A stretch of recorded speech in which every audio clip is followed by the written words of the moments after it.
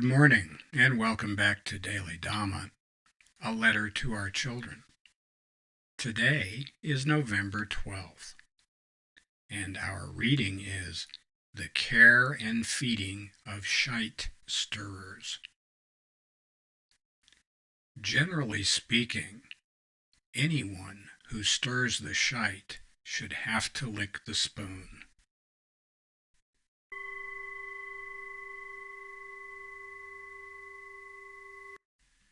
Well, see one, play one. If Ajahn Chah's going to tell us not to play with duck shit and chicken shit, we can surely chime in with our comments on shite stirring. There are people who go around, they're kind of like emotional vampires. They get off on stirring people up, getting people wee-weed up and all unhappy. There are people on different social media platforms that do that, like to provoke people, instigate problems, stuff like that.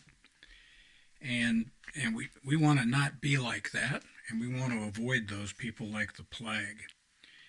There are a number of things that they seem to have in common. A lot of them seem to be crying out, please take care of my emotions and solve all my problems. And if you don't, it's your fault. They're barking up the wrong tree, looking for love in all the wrong places. It's like going to the butcher shop and being pissed that he doesn't have the right kind of lettuce for you. And you can jump up and down and curse the gods and stone the crows and whine and mule and kick your feet and throw yourself on the ground and hold your breath till you turn blue. But you know what? That's the difference between reality and your mother. When you turn your blue by holding your breath, reality doesn't change. So there's that. You kind of have to look at that. All of my whining and moaning and complaining and griping and all that other kind of stuff just does nothing. And I hate to keep beating that drum, but you go back and you look at the way life is. We've got two things that we're confronted with every day and all day long, and that is doubt and faith.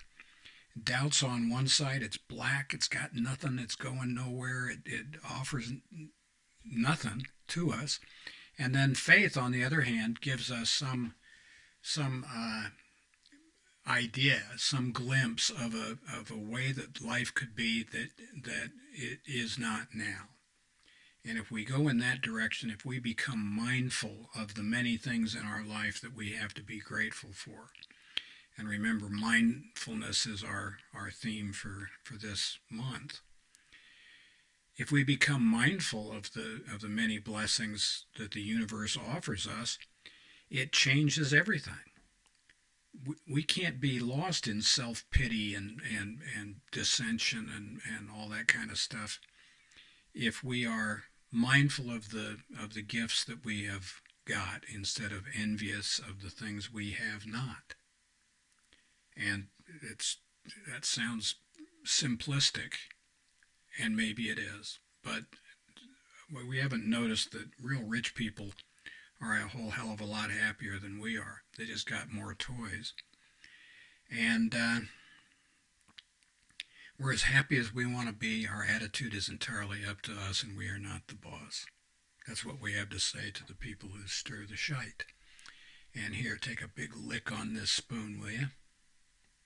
We need to make a small correction. I intimated that automatic negative thoughts should be treated like regular ants.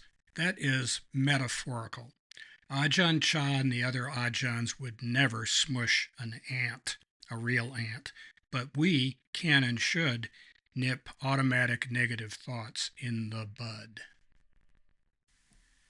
And happy trails to you until we meet again.